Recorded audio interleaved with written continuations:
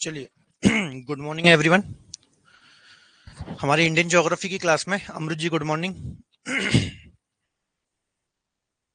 ठीक है, देखिए इंडियन ज्योग्राफी की क्लास में आज जो हम पढ़ने वाले हैं वो है प्रायद्वीपीय भारत की नदियां या फिर पेनिनसुलर प्लेटू या फिर पेनिनसुलर इंडिया की जो रिवर है इनको आज हम स्टडी करेंगे। ठीक है, इससे पहले हमने हिमालयी नदी तंत्र को डिटेल में डिस्कस कर लिया है। ठीक है, एक मिनट रुकिएगा।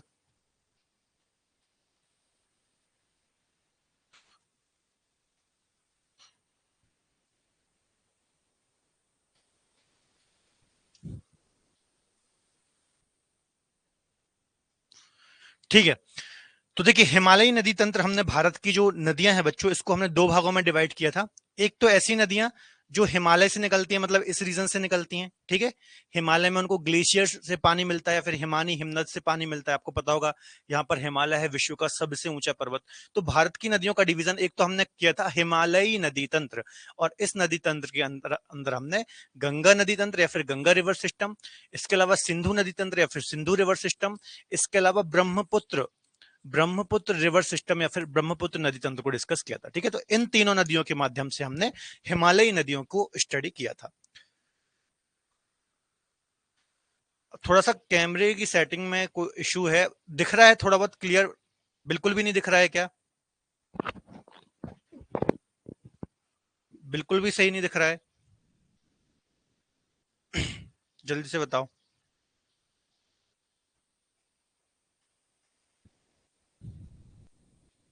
ज्यादा दिक्कत हो रही है क्या देखने में?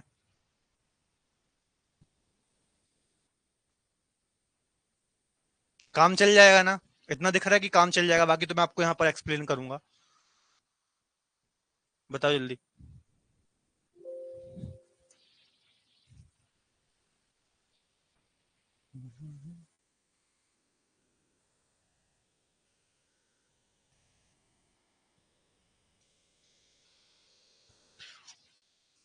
बैकग्राउंड कलर में दिक्कत होगी यार, इधर पे क्या पीपीटी ऐसी है। चलिए आज एडजस्ट कर लीजिए, इसका अपन कुछ जुगाड़ करते हैं ना। चलिए, पूरी पीपीटी एक्चुअली व्हाइट में ही है ना, और तो कभी कभी लाइट में दिक्कत होती है क्योंकि कई बार ब्लैक पीपीटी पे टीचर्स आते हैं, कभी व्हाइट में। थोड़ा सा एडजस्ट कीजिए, कल से अपन कोशिश करेंगे इस प्रॉब्लम को सॉल्व कर लें। ठीक है, देखो तो दो भागों में हमने डिवाइड किया था। एक तो हमारी ये हिमालयी नदी है, ये हम ऑलरेडी पढ़ चुके हैं। आज हम पढ़ने जा रहे हैं प्रायद्वीपीय भारत की नदियां। ठीक है, प्रायद्वीपीय भारत की नदियां, तो इनको भी हमने दो भागों में डिवाइड किया था। ऐसी नदियां जो कि अरब सागर में गिरती हैं, और ऐसी नदियां जो बंगाल की खाड़ी में अपना जल गिराती हैं। ठीक है, तो ये दो नदियां पहले आज हम पढ़ेंगे, अरब सागर में गिरने वाली नदियां। ठीक है, और अगले लेक्चर्स में हम पढ़ेंगे बंगाल की खाड़ी में गिरने वाली नदियां। ठीक है, अब प्रायद्वीपीय भारत की नदियों की बच्चों यदि हम बात करें, ठीक है, प्रायद्वीपीय भारत, ठीक है, प्रायद्वीपीय भारत की नदियों की बात करें तो इनको हम दो प्रकार से समझ सकते हैं। एक तो अरब सागर में गिरने वाली नदियां, और एक बंगाल की खाड़ी में गिरने वाली नदियां। अब आपको जब मैं प्रायद्वीपीय पठार पढ़ा रहा था, पेनिनसुलर प्लेट्यू जब मैं आपको पढ़ा रहा था, तब मैंने आपको बताया था कि अरब सागर में जो नदियां गिरती हैं बच्चों, कौन कौन सी नदियां गिरती हैं, जैसे कि नर्मदा हो गई, ताप्ती हो गई, गोदावरी बोल रहा हूँ, नर्मदा हो गई, ताप्ती हो गई, शरावती हो गई, पेरियार हो गई, मांडवी हो गई, ज्वारी हो गई, यहाँ से भी आती हैं जैसे माही हो गई। ठीक है, इसके अलावा साबरमती हो गई। तो ये जितनी भी नदियां कहाँ गिरती हैं, अरब सागर में गिरती हैं। ये मैक्सिमम नदियां क्या बनाती हैं, एस्चुरी का निर्माण करती हैं। क्या बनाती हैं? एस्चुरी का निर्माण करती हैं, या फिर ज्वार नदमुख का निर्माण करती हैं। ठीक है, देखिए नर्मदा ताप्ती जो कि एस्चुरी बनाती है, पश्चिम की ओर बहती हैं। ये जो ज्वार नदमुख या फिर एस्चुरी बनाते हैं, इसके पीछे तो रीजन ये है कि ये भ्रंश घाटी या फिर रिफ्ट वैली में होती है। अभी हम इन नदियों को पढ़ेंगे तो डिटेल में समझेंगे। ठीक है, तो तेजी से आती है, क्या मैंने आपको समझाया था प्रायद्वीपीय पठार में कि क्या होता है, अपने मुहाने पर ये आती है। मान लीजिए ये समुद्र है, ठीक है, ये क्या है, समुद्र है। ठीक है, इसके अलावा यहाँ पर क्या है, यहाँ पर ही कोई नदी आई। ठीक है, इस प्रकार से तो कोई भी नदी जब अपने मुहाने पर, मुहाना मतलब जब वो समुद्र से मिलने वाली होती है, उसका जो आउटफॉल होता है, यहां पर भी उसकी स्पीड काफी तेज होती है, वेग काफी तेज होता है, स्पीड काफी फास्ट होती है इसकी। तो डायरेक्ट ये क्या करती है, जितने भी अपने साथ अवसाद वगैरह लाई है या फिर सेडिमेंट्स वगैरह लाई है, उनका डिपोजिशन समुद्र में ही करती है। ठीक है, इस प्रकार से तो इसको हम बोलते हैं एस्चुरी, मतलब नदी अपने मुहाने पर ज्यादा अवसादों का या फिर सेडिमेंट्स का डिपॉजिट नहीं करती है, डायरेक्ट समुद्र में ही डिपॉजिट करती है, उसको हम क्या बोलते हैं, एस्चुरी। और एक हमने पढ़ा था डेल्टा, कि जो बंगाल की खाड़ी की ओर नदियां जाती हैं, तो यहाँ पर जो भी नदियां जाती हैं, गोदावरी, कृष्णा, कावेरी, गंगा वगैरह, तो ये क्या बनाती हैं, डेल्टा। यहाँ पर क्या होता है, नदियां अपने मुहाने पर जाती हैं, है ना, और इनका स्पीड या फिर इनका जो वेग होता है, ठीक है, वो काफी ज्यादा स्लो हो जाता है ना यहाँ पर मुहाने पर, और क्या होता है, छोटी छोटी धाराओं के रूप में इस प्रकार से जाते हुए वो समुद्र में जाकर के मिलती हैं, ठीक है।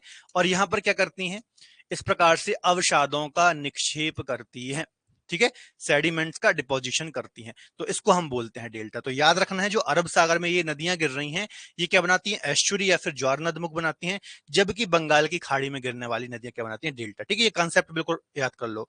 लूनी नदी भी अरब सागर में गिरती है, नहीं, लूनी नदी जो है बच्चों, लूनी नदी जो है ना, यहाँ पर जो कच्छ का रण है ना, जो लूनी नदी है, अभी हम डिस्कस करेंगे, अंता अपवाह तंत्र बनाती है, मतलब क्या है कि ये यहाँ पर आती है और कच्छ के रण में बीच में ही समाप्त हो जाती है, मतलब किसी सागर, महासागर, झील तक नहीं पहुंचती, उसके बारे में भी हम अभी डिस्कस करेंगे, ठीक है। तो वो अरब सागर में नहीं गिरती, बीच में ही एंड हो जाती है, यहाँ पर कच्छ के रण में ही समाप्त हो जाती है, ठीक है।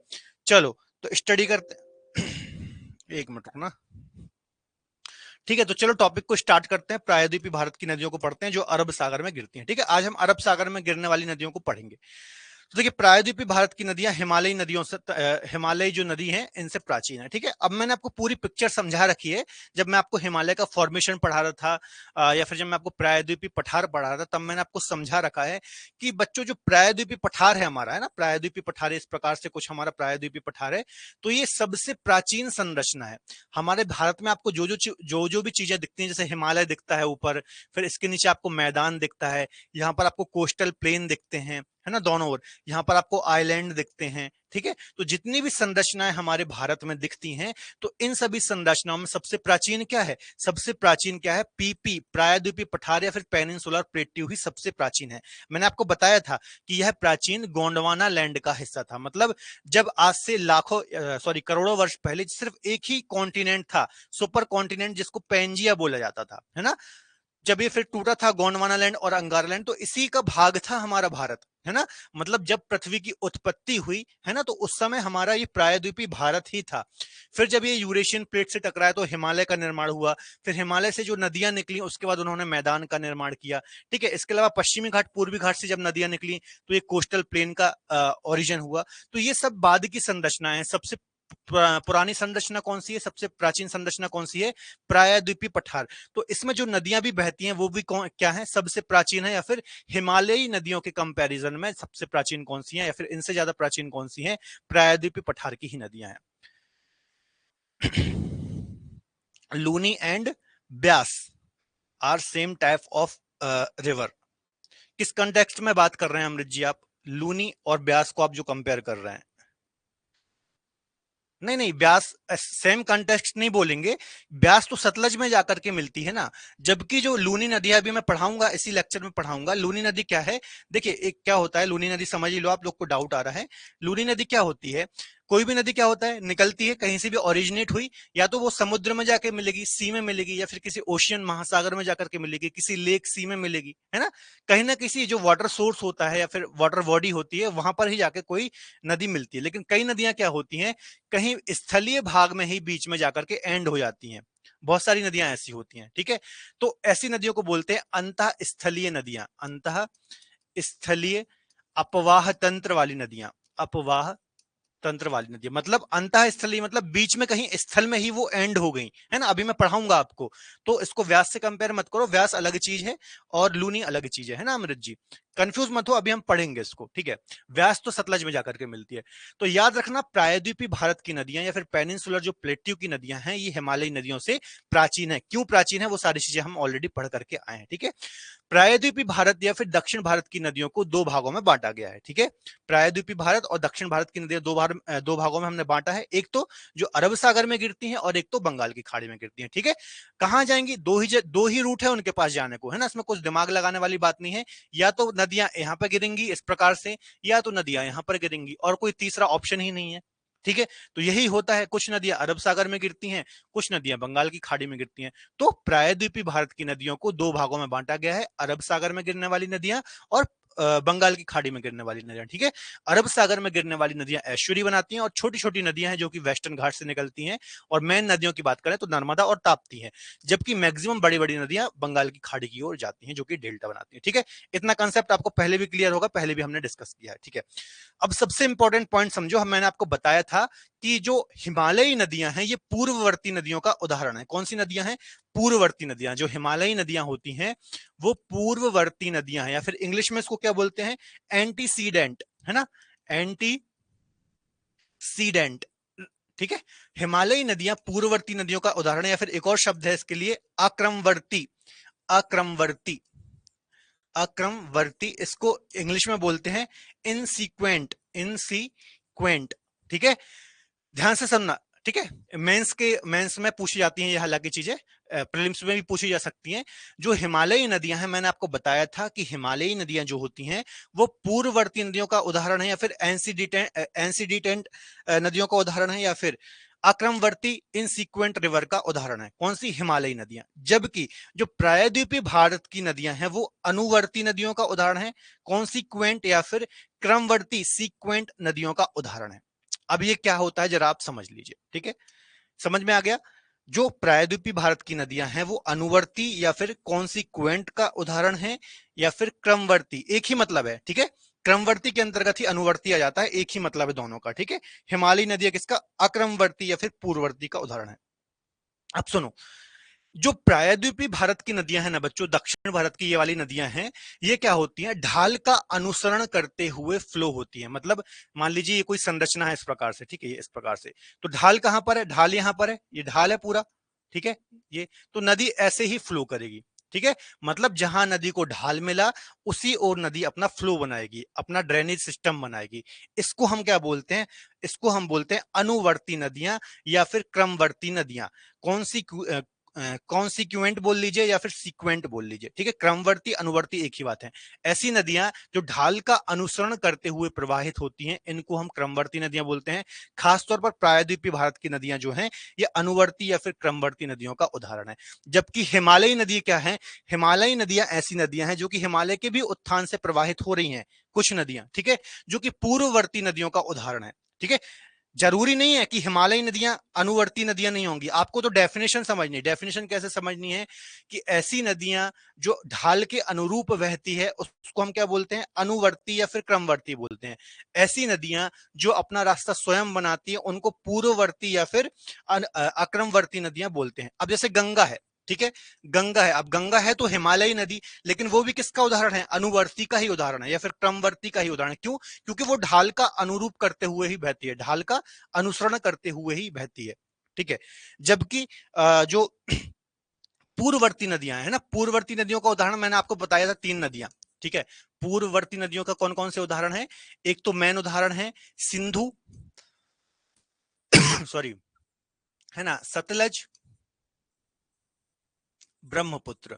ये मुख्यतः 3 उदाहरण हैं पूर्ववर्ती नदियों के या फिर अक्रमवर्ती नदियों के, ठीक है। क्यों? क्योंकि ये हिमालय के उत्थान के भी पहले से प्रभावित हो रही थी। जब हिमालय का उत्थान होना स्टार्ट हुआ तो नदी अपनी जगह काटती रही, उसके दोनों ओर क्या होता रहा? हिमालय का उत्थान होता रहा, ठीक है। तो इस प्रकार से हिमालय का उत्थान होता रहा और नदी इस प्रकार से अपना फ्लो बनाती रही, ठीक है। इस प्रकार से दोनों ओर हिमालय का, तो यहां पर क्या बनाती है नदियां? गॉर्ज का निर्माण करती हैं, है ना। हिमालयी नदियों में आप देखेंगे बहुत सारी, जैसे सतलज नदी का गॉर्ज हमने देखा था, सिंधु का गॉर्ज हमने देखा था, दिहांग गॉर्ज हमने ब्रह्मपुत्र का देखा था। तो जो भी नदियां खासतौर पर तिब्बत के पास पास से आ रही हैं, हिमालय को काटते हुए भारत में प्रवेश करती हैं, ये सब क्या पूर्ववर्ती नदियों का एग्जाम्पल है या फिर अक्रमवर्ती नदियों का एग्जाम्पल है, ठीक है। तो याद रखना है, बस डेफिनेशन याद रखना है। ऐसी नदियां जो अपना रास्ता स्वयं बनाती हैं उनको हम बोलते हैं पूर्ववर्ती नदियां, और ऐसी नदियां जो ढाल का अनुसरण करते हुए बहती हैं इनको हम अनुवर्ती नदियां, सॉरी, अक्रमवर्ती या फिर अ, अनुवर्ती नदियां बोलते हैं। सॉरी, अनुवर्ती या फिर क्रमवर्ती नदियां बोलते हैं, ठीक है। तो कंफ्यूज मत होना, मेन वर्ड ये याद कर लीजिए, अनुवर्ती और पूर्ववर्ती, ठीक है। अनुवर्ती पूर्ववर्ती, अनुवर्ती पूर्ववर्ती, ठीक है। कॉन्सिक्वेंट, ठीक है। इसके अलावा कॉन्सिक्वेंट हो गया और एनसी एंटीसीडेंट हो गया, ठीक है। तो ये याद रखना आपको। मेजर जो इसमें डिफरेंस है यही है। अरे यार, एक मिनट रुकिए। मेजर इसमें जो डिफरेंस है यही है, ठीक है। जो नदी अपना रास्ता स्वयं बनाती हैं उनको हम बोलते हैं पूर्ववर्ती, और जो नदियां ढाल का अनुसरण करते हुए प्रवाहित होती हैं इनको हम क्या बोलते हैं, इनको हम बोलते हैं अनुवर्ती। क्लियर है? इतना समझ में आया? जल्दी से कमेंट में बताओ, जल्दी से कमेंट में बताओ, तो समझ में आया? दोस्तों मैं पिछले 8 वर्षों से ज्योग्राफी पढ़ा रहा हूं और पिछले कई वर्षों के डिफरेंट एग्जाम पेपर्स को एनालाइज करने के बाद मुझे ये समझ में आया है कि सही प्रिपरेशन के लिए आपको इंपॉर्टेंट एमसीक्यूज पीवाईक्यूज की आवश्यकता होती है, क्योंकि अल्टीमेटली हमें फाइनल एग्जाम में एमसीक्यूज ही फेस करने हैं। तो इसी को ध्यान में रखते हुए हमने ज्योग्राफी के टॉप 1000 एमसीक्यूज पीवाईक्यूज का एक सेट तैयार किया है, जो कि किसी भी कॉम्पिटेटिव एग्जाम के लिए काफी महत्वपूर्ण है। तो आज ही क्रेजी जी के ट्रिक की एप्लीकेशन में जाकर के आप इस कोर्स को अवेल कर सकते हैं। साथ ही डिस्क्रिप्शन में लिंक दी हुई है, तो लिंक के थ्रू भी आप कोर्स को अवेल कर सकते हैं। धन्यवाद।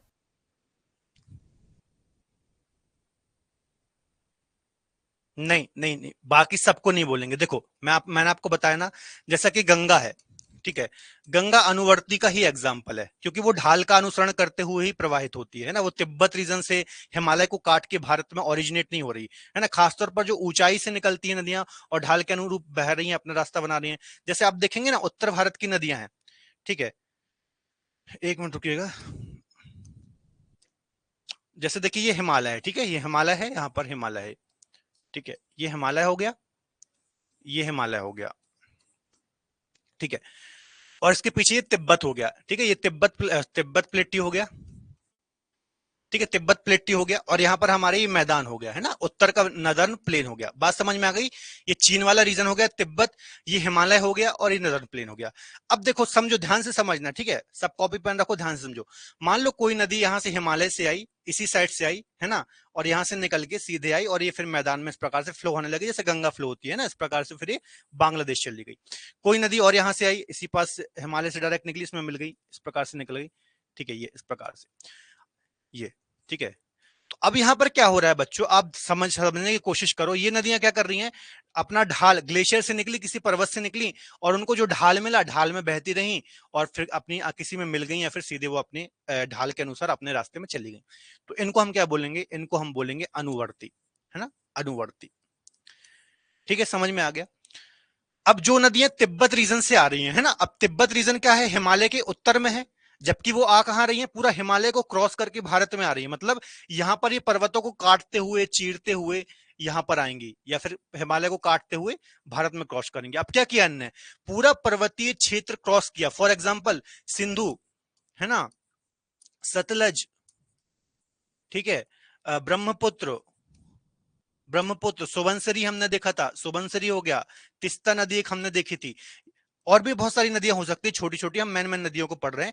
अब ये नदियां क्या कर रही हैं बच्चों, हिमालय को काट करके, क्रॉस करके दूसरे देश में आ रही है। मतलब हिमालय का निर्माण तो बाद में हुआ, तो क्या हो रहा होगा, ये हिमालय के भी उत्थान के पहले से प्रवाहित हो रही होंगी, है ना।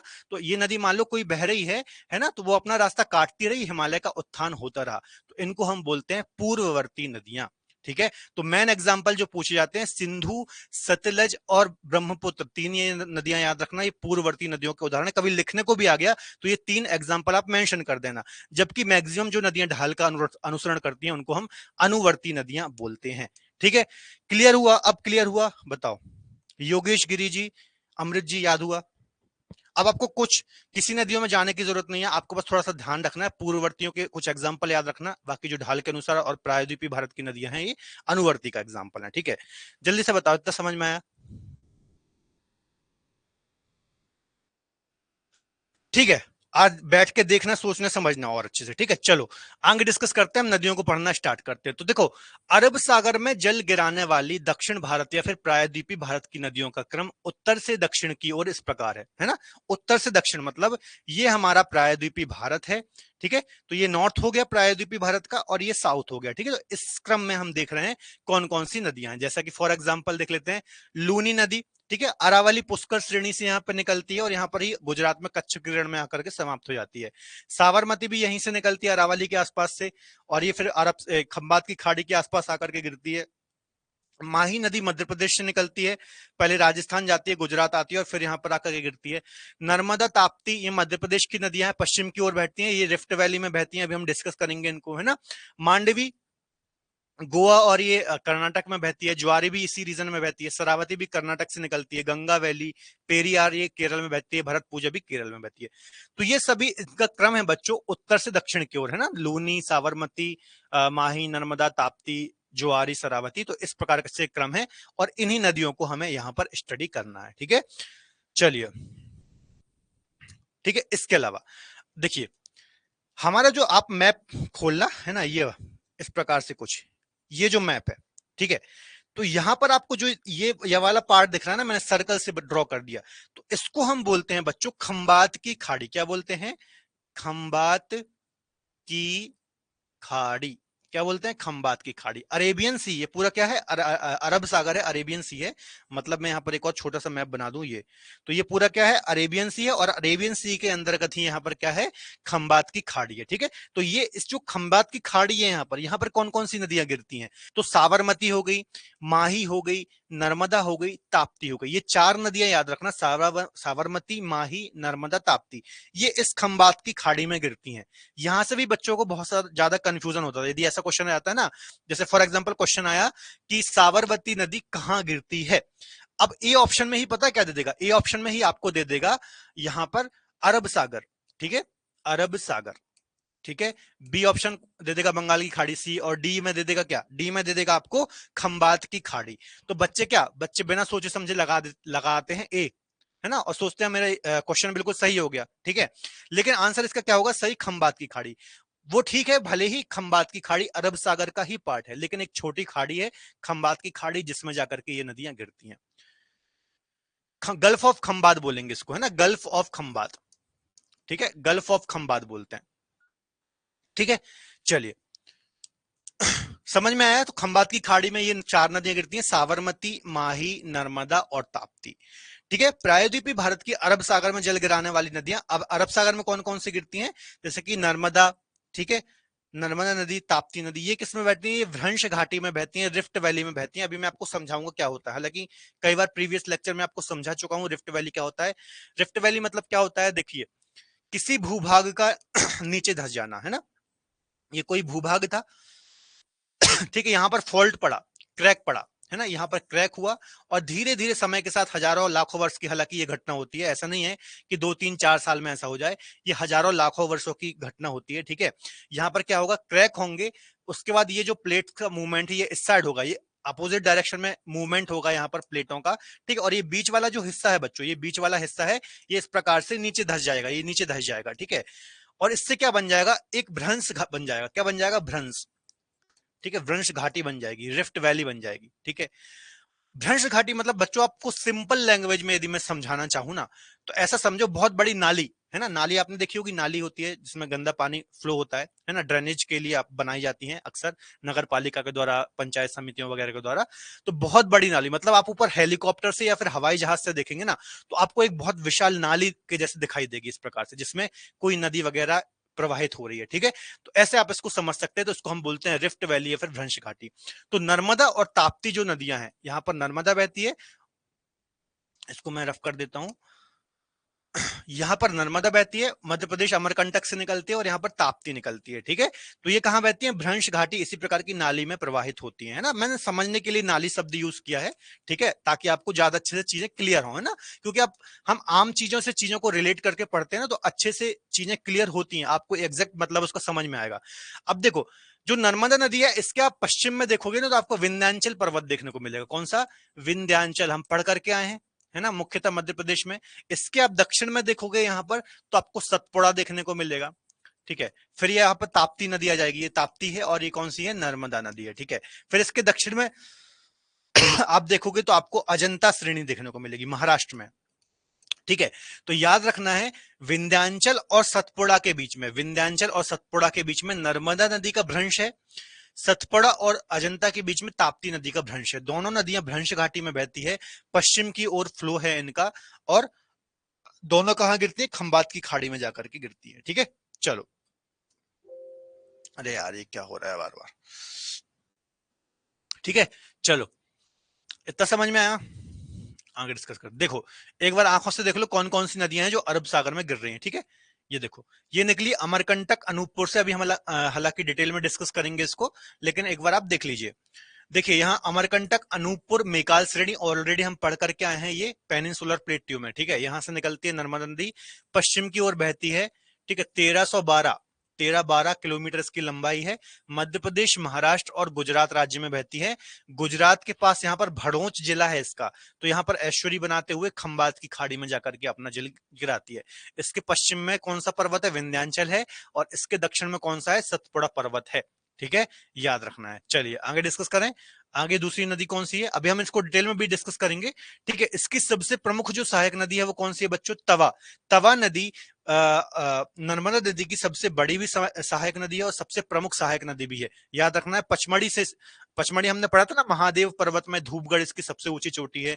तो उसी पचमढ़ी जो हिल स्टेशन है, मध्य प्रदेश का एकमात्र हिल स्टेशन है, पर्वतीय नगर है, यहां से ही तवा नदी निकलती है जो कि नर्मदा की सबसे प्रमुख सहायक नदी है, ठीक है, याद रखना है। इसके अलावा मुल्ताई, सतपुड़ा रेंज से ही बैतुल मुल्ताई नामक एक जगह है, यहां से ताप्ती नदी का ओरिजिन होता है, पश्चिम की ओर बहती है और ये भी खंबात की खाड़ी में ही जाकर के अपना जल गिराती है, याद रखना है, ठीक है। अभी हम इनको डिटेल में डिस्कस करेंगे। इसके अलावा एक लूनी नदी आती है, यहाँ अरावली पुष्कर वैली से निकलती है राजस्थान से, और यहाँ पर दक्षिण की ओर बहना प्रारंभ करती है। और गुजरात में यहाँ पर कच्छ का रण आपने सुना होगा, है ना, कच्छ का रण है, वहां पर ही जाकर के बीच में समाप्त हो जाती है, विलुप्त हो जाती है। इसके अलावा साबरमती नदी है, साबरमती नदी भी अरावली के आसपास से ही निकलती है। इसके अलावा दक्षिण की ओर बहते हुए गांधीनगर और अहमदाबाद दो प्रमुख नगर हैं गुजरात के, गांधीनगर कैपिटल है। तो ये साबरमती नदी के किनारे ही स्थित हैं और ये भी खंबात की खाड़ी में आकर के अपना जल गिराती है, ठीक है। इसके अलावा माही नदी की विशेषता है कि ये मध्य प्रदेश के धार जिले से निकलती है। ऐसे निकलती है, ये देखिए, पहले उत्तर की ओर जाएगी फिर दक्षिण की ओर आएगी, ठीक है। तो मध्य प्रदेश, राजस्थान और गुजरात तीन राज्यों में ये प्रवाहित होती है। कौन कौन से? मध्य प्रदेश, राजस्थान, गुजरात, तीन राज्यों में प्रवाहित होती है। और इसकी एक और विशेषता क्या है, ये बच्चों कर्क रेखा को दो बार काटती है। किसको? कर्क रेखा, ट्रॉपिक ऑफ कैंसर, 23.5 डिग्री उत्तरी अक्षांश, हमने पढ़ा है ना, अक्षांश रेखाएं होती हैं जो भारत के बीचों बीच से निकलती है, 8 राज्यों से होकर के गुजरती है कर्क रेखा। तो कर्क रेखा को दो बार काटती है, पहले उत्तर की ओर जाते हुए काटती है, फिर दक्षिण की ओर आते हुए काटती है, ठीक है। तो एग्जाम में क्वेश्चन आता है कई बार कि भारत की ऐसी कौन सी नदी है जो कर्क रेखा को दो बार काटती है? सर, सतपुड़ा और अमरकंटक एक ही सीरीज का पर्वत है। हाँ देखो, ये ऑलरेडी प्रायद्वीपीय पठार में हम पढ़ करके आए हैं योगेश जी, शायद आपने क्लासेस अटेंड नहीं की प्रीवियस, है ना। सतपुड़ा रेंज है ना, ये सतपुड़ा रेंज में तीन रेंज है, राजपीपला श्रेणी, ठीक है, राजपीपला, ठीक है, बीच वाली है महादेव रेंज, ये भी सतपुड़ा का हिस्सा है। और यहां पर है मेकाल रेंज, कौन सी? मेकाल रेंज। और इसी मेकाल रेंज में है अमरकंटक, इसी मेकाल रेंज में है अमरकंटक। अमरकंटक एक पर्यटन स्थल है, आप ऐसा समझ लीजिए कि मेकाल रेंज में ही एक पर्यटन स्थल है अमरकंटक। अमरकंटक प्लेट्यू भी कई बार इसको बोला जाता है। तो यहां से ही नर्मदा, सोन जैसी नदियों का ओरिजिन होता है, ठीक है। तो ऐसा बोलेंगे कि ये पूरा पर्वत का नाम क्या है? सतपुड़ा। देखिए, सतपुड़ा एक पर्वत श्रेणी है बहुत ही लंबी, जिसमें एक श्रेणी उसकी राजपीपला है, एक महादेव है और एक मेकाल है, ठीक है। ये तीनों सतपुड़ा का ही हिस्सा है, इसको हम क्या बोलेंगे? सतपुड़ा पर्वत, सतपुड़ा माउंटेन रेंज, ठीक है। और सतपुड़ा की जो लास्ट वाली मेकाल श्रेणी है, इसमें ही अमरकंटक है, जहां से मुख्यतः नर्मदा, इसके अलावा सोन नदियों का ओरिजिन होता है, ठीक है। तो ऐसे बोलेंगे। चलो आगे डिस्कस करते हैं। इसके अलावा देखिए, मांडवी ज्वारी नदियां हैं जो कि कर्नाटक और गोवा राज्यों में प्रवाहित होती हैं, ठीक है। एक शरावती नदी है, कर्नाटक राज्य में प्रवाहित होती है। इसके अलावा केरल की भरत पूजा और पेरियार नदी भी कहां पर प्रवाहित होती हैं? मतलब केरल राज्य में प्रवाहित होती हैं और अरब सागर में जाकर के अपना जल गिराती हैं। तो ये इतनी नदियां बच्चों हमें पढ़नी है प्रायद्वीपीय भारत की, जो कि अरब सागर में गिरती है। कभी एग्जाम में क्वेश्चन आ गया कि ऐसी मतलब मेंस में भी आ सकता है कि अरब सागर में गिरने वाली नदियों के बारे में बताइए या फिर विस्तार से चर्चा कीजिए। कैसा भी क्वेश्चन आया तो आप लिख सकते हैं कुछ पॉइंट, जैसे कि प्रायद्वीपीय भारत की जो अरब सागर में गिरने वाली नदियां हैं ये एस्चुरी का निर्माण करती हैं, ठीक है। आप एग्जाम्पल दे सकते हैं, इसमें से नर्मदा और ताप्ती नदियां जो कि भ्रंश घाटी में बहती हैं। इसमें लूनी नदी एक ऐसी नदी है जो कि अंतः स्थलीय अपवाह तंत्र का निर्माण करती हैं, ठीक है। इन सारी नदियों का आप एग्जाम्पल दे सकते हैं और इनके बारे में विस्तार से आप लिख सकते हैं, ठीक है। चलो अब हम क्या करेंगे, एक एक नदियों को यहां पर डिटेल में डिस्कस करेंगे, ठीक है। चलो, सबसे पहले ये नर्मदा नदी बहुत ही इंपॉर्टेंट नदी है, कई बार यहां से एग्जाम में क्वेश्चन आता है, क्योंकि अरब सागर में गिरने वाली सबसे महत्वपूर्ण नदियों में या फिर पश्चिम की ओर बहने वाली नदियों में सबसे बड़ी नदी है नर्मदा नदी। ठीक है, अरब सागर में गिरने वाली नदियों में या फिर पश्चिम की ओर बहने वाली नदियों में सबसे बड़ी नदी है नर्मदा नदी, ध्यान ध्यान रखना। ठीक है, तो देखो इसको पढ़ लेते हैं, कहां से निकलती है, मेकाल रेंज। ठीक है, मेकाल रेंज अमरकंटक से निकलती है, पश्चिम की ओर बहना स्टार्ट करती है, गल्फ ऑफ खंबात, है ना, खंबात की खाड़ी में जाकर के अपना जल गिराती है। गुजरात में एक भड़ोच जिला है, कौन सा, भड़ोच जिला है गुजरात में, वहां पर ही जाकर के ऐश्वर्य बनाते हुए खंबात की खाड़ी में गिरती है। 1312 किलोमीटर इसकी लंबाई है। राज्यों की बात करें तो मध्य प्रदेश, महाराष्ट्र और गुजरात, मध्य प्रदेश, महाराष्ट्र और गुजरात राज्यों में ये प्रवाहित होती है। ठीक है, इसके अलावा सबसे इंपॉर्टेंट पॉइंट, भ्रंश घाटी में प्रवाहित होती है, रिफ्ट वैली में प्रवाहित होती है। इसके उत्तर में क्या है, इसके उत्तर में बच्चों विंध्य पर्वत है, कई बार हम डिस्कस कर चुके हैं। और दक्षिण में क्या है, दक्षिण में सतपुड़ा पर्वत है। कौन सा पर्वत है, सतपुड़ा। ठीक है, तो कैसे बोलेंगे, नर्मदा नदी सतपुड़ा और विंध्याचल के बीच में भ्रंश घाटी में प्रवाहित होती है या फिर रिफ्ट वैली में इसका फ्लो है। पश्चिम की ओर बहने वाली या फिर अरब सागर में गिरने वाली सबसे बड़ी नदी है, सबसे लंबी नदी है प्रायद्वीपीय भारत की, याद रखना। ठीक है, कौन कौन से राज्यों में बह रही है, मध्य प्रदेश, महाराष्ट्र, गुजरात राज्य में बहती है। इसका ओरिजिन भी इंपॉर्टेंट है, अमरकंटक, अमरकंटक में नर्मदा कुंड नामक जगह से इसका ओरिजिन होता है। 1312 किलोमीटर इसकी लंबाई है। सबसे प्रमुख सहायक नदियों में बात करेंगे तो तवा, जो कि पचमढ़ी से निकलती है, पचमढ़ी एकमात्र हिल स्टेशन है मध्य प्रदेश का, यहां पर ही धूपगढ़ सबसे ऊंची चोटी है, 1350 मीटर इसकी ऊंचाई है। तो इसी पचमढ़ी रीजन से तवा नदी का ओरिजिन होता है और आगे जाकर के ये किसमें मिलती है, नर्मदा में मिलती है, सबसे प्रमुख सहायक नदी है। ठीक है, याद रखना है। इसके अलावा एक और पढ़ लेते हैं, नर्मदा के साथ साथ ताप्ती भी पढ़ लेते हैं। ताप्ती भी इसी सतपुड़ा, सतपुड़ा से निकलती है इस प्रकार से, है ना, पश्चिम की ओर बहती है। कहां से, इसी सतपुड़ा के बैतूल मुल्ताई, बैतूल एक जिला है और मुल्ताई एक तहसील है, तो बैतूल मुल्ताई से इसका ओरिजिन होता है, सतपुड़ा रेंज से ही, और पश्चिम की ओर ये भी बहती है और खंबात की खाड़ी में अपना जल गिराती है, याद रखना है। ये सतपुड़ा और अजंता के मध्य में बहती है, सतपुड़ा और अजंता के बीच में बहती है। और दूसरी बात, अरब सागर में गिरने वाली या फिर पश्चिम की ओर बहने वाली नर्मदा के बाद दूसरी सबसे महत्वपूर्ण ये नदी है। ठीक है, समझ में आ गया। सूरत शहर जो है, गुजरात का प्रमुख सूरत शहर, सूरत शहर बच्चों इसी नदी के किनारे स्थित है या फिर सिचुएटेड है या फिर लोकेटेड है। ठीक है, क्लियर है, इतना समझ में आया। चलो हम इसकी थ्योरी भी जरा देखते हैं। ठीक है, देखो कहां से निकल रही है, मेकाल श्रेणी अमरकंटक से इसका ओरिजिन होता है ना। खंबात की खाड़ी अरब सागर में अपना जल गिराती है, भड़ोच जिला है गुजरात के पास।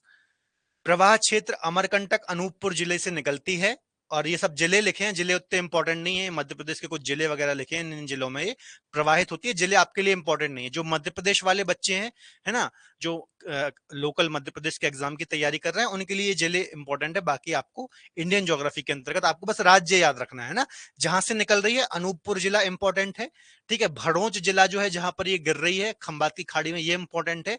और कौन कौन से राज्यों में ये प्रवाहित हो रही है, मध्य प्रदेश, महाराष्ट्र और गुजरात, तो ये राज्य इंपॉर्टेंट है। ठीक है, इसके अलावा देख लेते हैं और क्या क्या लिखा है यहाँ पर।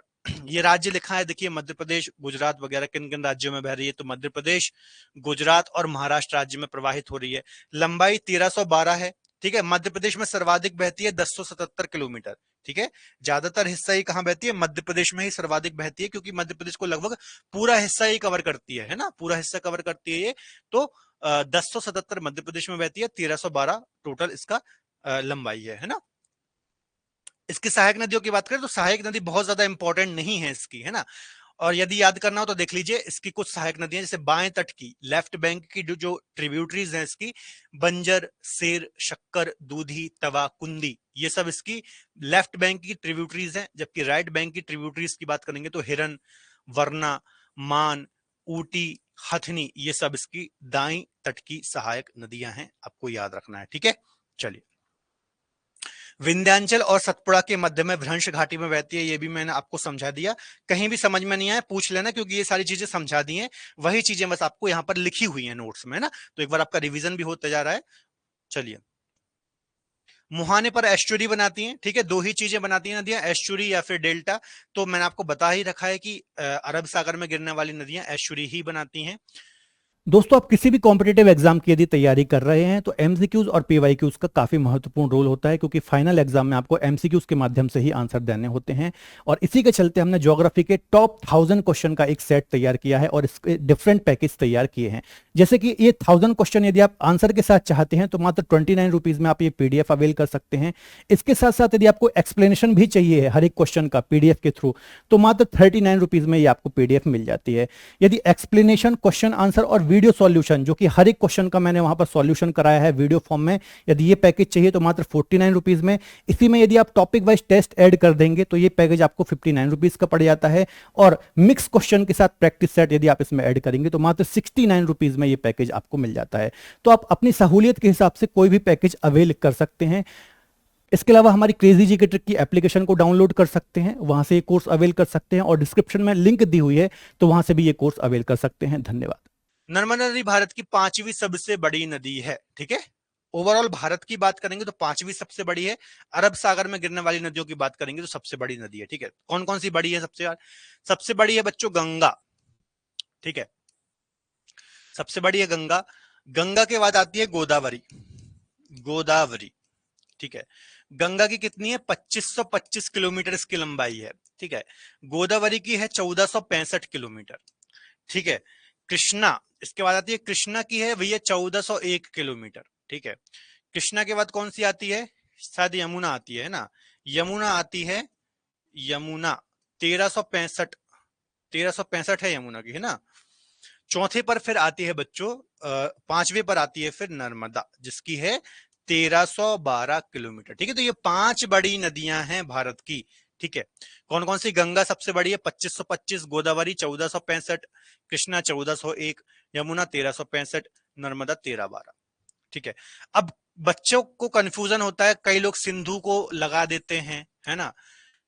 कई लोग बोलते हैं भैया ब्रह्मपुत्र सबसे बड़ी है ना, क्योंकि ब्रह्मपुत्र की करीब 2900 किलोमीटर लंबाई है, सिंधु की भी 2800 समथिंग, 2880 है शायद इसकी, है ना। तो देखो कंफ्यूज मत हो बच्चों, यदि एग्जाम में ऐसा क्वेश्चन आ जाए ना कि भारत की सबसे बड़ी नदी, भारत की से मतलब क्या है? यहां पर आप शब्दों पे ध्यान दो, मतलब जिसका ओरिजिन भारत से ही हो रहा है, जिसका ज्यादातर क्षेत्र भारत में ही प्रवाहित होता है, ऐसी नदियों को हम बोलेंगे भारत की नदी। अब जो ब्रह्मपुत्र नदी है और जो सिंधु नदी है, इनको हम भारत की नदी नहीं बोलेंगे, क्योंकि ये कहां से बह रही है? तिब्बत रीजन से प्रवाहित होती है, और ज्यादातर इनका हिस्सा दूसरे देशों में ही प्रवाहित हो रहा है। जैसे कि सिंधु को आप देखेंगे तो भारत तिब्बत से निकलती हैं, बिल्कुल थोड़ा सा कुछ हिस्सा भारत में प्रवाहित होती है ना, यहाँ पर थोड़ा सा हिस्सा प्रवाहित होती है, फिर ज्यादातर ये पाकिस्तान में ही प्रवाहित होती है।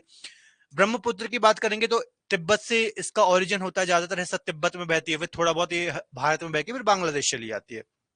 जबकि गंगा की बात करेंगे तो भारत के उत्तराखंड राज्य से ही प्रवाहित होती है, मैक्सिमम हिस्सा भारत में ही इसका प्रवाहित है।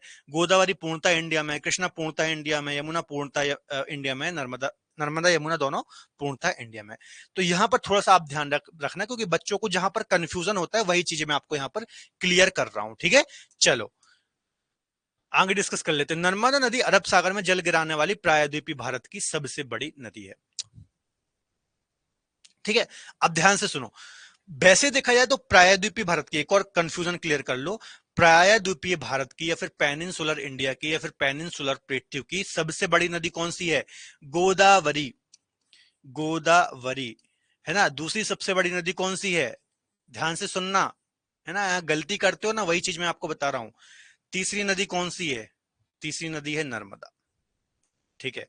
वैसे देखा जाए तो प्रायद्वीपीय भारत की तीसरी सबसे बड़ी नदी है नर्मदा, सबसे बड़ी गोदावरी है, कृष्णा दूसरी है, नर्मदा तीसरी है। लेकिन प्रायद्वीपीय भारत की अरब सागर में गिरने वाली सबसे बड़ी नदी कौन सी है? क्योंकि ये दोनों कहां गिरती है?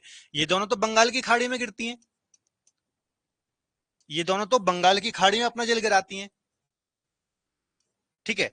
और नर्मदा कहां गिरती है? नर्मदा अरब सागर में गिरती है। तो प्रायद्वीपीय भारत की, ध्यान से सुनना, प्रायद्वीपीय भारत की अरब सागर में गिरने वाली नदियों में, या फिर ऐसा क्वेश्चन भी आ जाए कि प्रायद्वीपीय भारत की पश्चिम की ओर बहने वाली नदियों में सबसे बड़ी और महत्वपूर्ण नदी नर्मदा नदी है। क्लियर है? जबकि ऐसा क्वेश्चन आ जाए कि प्रायद्वीपीय भारत की सबसे बड़ी नदी कौन सी है, तो गोदावरी है। दूसरी सबसे बड़ी नदी कौन सी, कृष्णा है। पूरे भारत की सबसे बड़ी नदी कौन सी है, तो गंगा। ठीक है, कैसा भी क्वेश्चन आ जाए बस आपको कंसेप्ट पकड़ के चलना है, तो कैसा भी घुमा के तोड़ के मरोड़ के कैसा भी क्वेश्चन पूछेगा आपका कभी गलत नहीं होगा। ठीक है, रटना कभी नहीं बच्चों, है ना, रटना कभी नहीं, क्योंकि आजकल एग्जाम में क्या सीधे सीधे क्वेश्चन नहीं पूछते, वो आपको फंसाना चाहेगा। एग्जामिनर क्या चाहता है कि आपको कितना नॉलेज, आपका नॉलेज टेस्ट करेगा वो, है ना।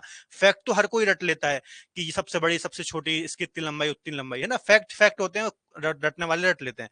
लेकिन आपको कंसेप्ट पकड़ के चलना है, और कंसेप्ट आपने पकड़ लिया तो आपके कभी भी क्वेश्चन गलत नहीं होंगे, कैसा भी क्वेश्चन आ गया। भले ही मैं कुछ चीजें आपको यहाँ पर ना पढ़ाऊं, लेकिन आपने कॉन्सेप्ट पकड़ लिया ना, तो जो चीजें मैं यहाँ पर बता रहा हूं उससे आपका कभी बाहर क्वेश्चन नहीं जाएगा। क्लियर है? चलो, कोई डाउट हो तो पूछ लेना योगेश जी और अमृत जी। ठीक है, आगे बात करते हैं। इसके अलावा कुछ प्रमुख जलप्रपात भी बनाती है ना, जो नर्मदा नदी है, जैसे कि धुआंधार भेड़ा घाट जबलपुर के पास बनाती है। दुग्ध धारा एक वाटरफॉल बनाती है। सहस धारा, है ना, मानदार, दर्दी, बहुत सारे वाटरफॉल बनाती है। वाटरफॉल की एक अलग से भी हम क्लास कर लेंगे। देखिए, कपिल धारा, दुग्ध धारा, सहस धारा। ठीक है, कुछ परियोजनाएं भी है, तो परियोजनाओं का एक हम अलग से सेपरेट लेक्चर करेंगे। ठीक है, तो वहां पर हम डैम वगैरह जो बनते हैं नदियों पर, ठीक है, तो हम सेपरेट लेक्चर में पढ़ेंगे। सरदार सरोवर, इंदिरा सागर, महेश्वर, ओंकारेश्वर, बरगी, ये सब क्या है, इस पर परियोजना है। परियोजना मतलब आप देखते होंगे नदियों पर जो डैम वगैरह बनाए जाते हैं, ठीक है, तो उनको हम बोलते हैं बहुउद्देशीय नदी घाटी परियोजना, या फिर डैम, या फिर जो बांध वगैरह होते हैं, ठीक है, इनको हम परियोजनाओं के अंतर्गत रखते हैं। तो ये सभी परियोजनाएं हैं। ताप्ती नदी की बात कर लें। ताप्ती नदी की कुल लंबाई कितनी है, 724 किलोमीटर की लंबाई है। मध्य प्रदेश के बैतूल जिले के सतपुड़ा में स्थित मुल्ताई से इसका ओरिजिन होता है। ठीक है, कहां से, बैतूल, मुल्ताई, सतपुड़ा रेंज से ही इसका ओरिजिन होता है। मुल्ताई एक तहसील है, याद रखना है। और 724 किलोमीटर इसकी लंबाई है। कहां बहती है, सतपुड़ा और अजंता श्रेणी के मध्य में रिफ्ट वैली में प्रवाहित होती है। ठीक है, इसके अलावा कहां गिरती है, तो खंबात की खाड़ी अरब सागर में जाकर के अपना जल ये गिराती है। ठीक है, प्रवाह क्षेत्र कौन कौन सा है, तो बैतूल, बुरहानपुर जिलों में बहती है मध्य प्रदेश के। इसके अलावा महाराष्ट्र, गुजरात में भी बहती है। ये भी नर्मदा के जैसे ही मतलब ये नर्मदा की एक प्रकार से बहन कही जाती है ना, क्योंकि जो जो गुण नर्मदा के हैं सेम गुण किसके हैं, जैसे आप देखते होंगे ना, ट्विंस ट्विंस सिस्टर होते हैं या फिर ट्विंस ब्रदर होते हैं, उनके लगभग सेम टाइप की आदतें होती है ना। उसी प्रकार से नर्मदा भी, जो ताप्ती नदी है, उसे नर्मदा की बहन कहा जाता है ना। क्यों, क्योंकि सेम इनके एक प्रकार से देखें सिमिलैरिटी काफी ज्यादा पाई जाएंगी, जैसे कि दोनों भ्रंश घाटी में बहती हैं, दोनों रिफ्ट वैली में बहती हैं, दोनों एस्चुरी का निर्माण करती हैं, दोनों ही सतपुड़ा माउंटेन से निकल रही हैं, है ना। तो काफी ज्यादा सिमिलैरिटी है, तो याद रखना। तो ये भी 3 राज्यों में प्रवाहित होती है, मध्य प्रदेश, महाराष्ट्र और गुजरात। ठीक है, तो देखिए वही लिखा है यहाँ पर। सहायक नदियों की बात करेंगे तो पूर्णा, बाघूर, बोरी गिरना उतनी इंपॉर्टेंट नहीं है इसकी सहायक नदी, देख लेना नोट्स में आपको मिल जाएंगी। ठीक है, भ्रंश घाटी में बहती है सतपुड़ा और अजंता के बीच में, ये भी हमने डिस्कस कर लिया। इसका अन्य नाम की बात करें तो इसको तापी भी बोलते हैं ना, तापी, याद रखना, तापी, ताप्ती या फिर सूर्यपुत्री भी बोलते हैं, सूर्य की पुत्री, सूर्यपुत्री। अपने मुहाने पर एस्चुरी बनाती है। तापी नदी अरब सागर में जल गिराने वाली प्रायद्वीपीय भारत की नदियों में दूसरी सबसे बड़ी नदी है। ठीक है, नर्मदा के बाद प्रायद्वीपीय भारत की दूसरी सबसे बड़ी नदी है, आपको याद रखना है, ताप्ती। ठीक है, इसके अलावा गुजरात का काकरापारा परमाणु संयंत्र ताप्ती नदी के किनारे ही स्थित है। ठीक है, काकरापारा न्यूक्लियर जो रिएक्टर है ना, परमाणु ऊर्जा संयंत्र है, जहां पर यूरेनियम का या फिर जो परमाणविक खनिज होते हैं, यूरेनियम, प्लूटोनियम, थोरियम वगैरह, इसका यूज करके जहां पर बिजली बनाई जाती है उनको हम क्या बोलते हैं, परमाणु संयंत्र, न्यूक्लियर रिएक्टर वगैरह होते हैं जो, है ना।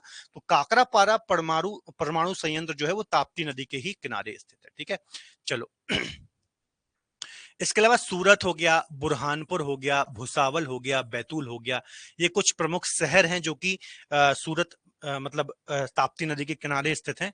तो यह बात भी आपको याद रखनी है। इसके अलावा कुछ परियोजना है जैसे कि काकरापारा और उकाई, तो काकरापारा और उकाई परियोजनाएं भी इसके किनारे ही स्थित हैं। ठीक है, बताओ इतना समझ में आया कि नहीं? जल्दी से बताओ अमृत जी और योगेश जी।